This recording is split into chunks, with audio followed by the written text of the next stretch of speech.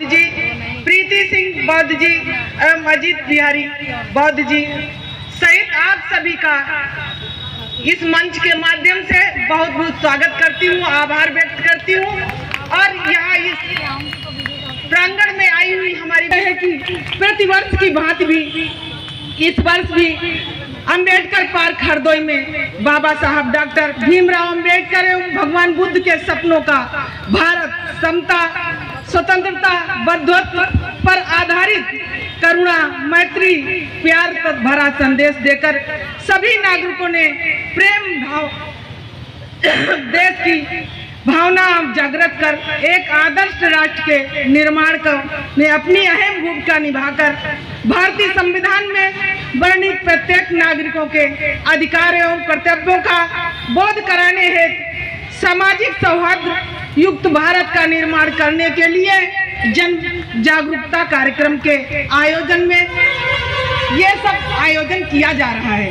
इस अवसर पर देश व प्रदेश में सिद्धांतों और विद्वानों दोनों जन जागरण कार्यक्रम राष्ट्रीय मिशनरी गायकों द्वारा प्रबोधन कार्यक्रम तथा अंग्रेजी हस्तकला के माध्यम से भारतीय इंटर कॉलेज विद्यार्थियों द्वारा समाज एवं राष्ट्र हित से चलाई जा रही कल्याणकारी योजनाओं की प्रदर्शनी भी लगाई गई है, जो प्रदर्शनी बहुत ही कुछ शिक्षा देती है, बहुत कुछ सिखाने के लिए प्रेरित करती है।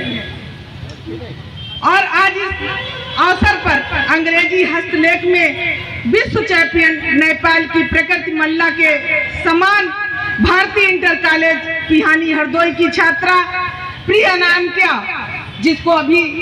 सिंह, जिसको अभी मैंने मंच पर सम्मानित किया, वो द्वारा अंग्रेजी हस्तलेख का प्रदर्शन किया गया है और वो 4 वर्षों के कठोर परिश्रम द्वारा अंग्रेजी हस्तलेख कला से विश्व रिकॉर्डर की तरह बढ़ रही है। अनामिका सिंह को बहुत बहुत बधाई देते हुए उनके उज्जवल भविष्य की कामना करती हूँ और बहुत बहुत उनको बधाई कि ये बेटी हमारे प्रदेश का नाम रोशन करेगी और ऐसी मेरी भावना है, ऐसा मेरा आशीर्वाद है।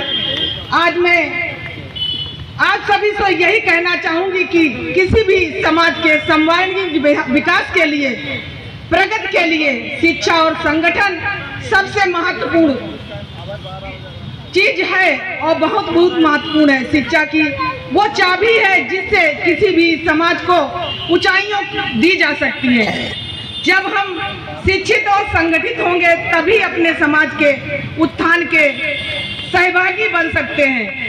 सम्मान करें और शिक्षा के लिए वंचित ना रखें। अपनी बेटियों को उतना ही सम्मान दें जितना हम बेटों को सम्मान देते हैं। ये सब हमारी बहनों और भाइयों की जिम्मेदारी है कि हमारी बेटियां आज देश में एक अपना परचम लहरा रही हैं। उसी तरह बेटियों के साथ हमारे बेटे भी अपने देश का नाम रोशन कर रहे हैं। बिना बेटी ऐसा नहीं कहा जा सकता है कि हम बेटियों की ही समान उनकी ही प्राथमिकता दिखाते रहे, हम उसके साथ हमारे बेटे भी हैं। बिना एक दूसरे के अकेले एक काम एक व्यक्ति नहीं कर सकता। एक ही गाड़ी के 2 पहिए होते हैं और दोनों पहियों में बेटा भी होता है, एक बेटी भी होती है। हमको दोनों को सम्मान देना है। बहनों से यही निवेदन है कि अपने परिवार को चलाने के लिए हमें क्या करना चाहिए।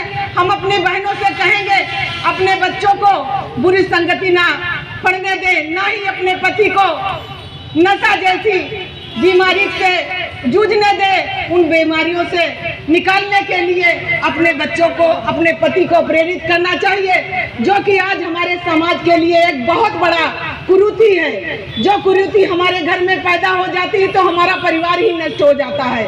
हम सभी बहनों से कहेंगे, हम दलित परिवार से हैं, हम दलित हैं। हम दलित आज हमारी बाबा साहब की, अंबेडकर जी की भावना से, उनके उपदेश से, उनकी शिक्षा से, आज शिक्षा ना होती तो हम लोग यहाँ नहीं होते।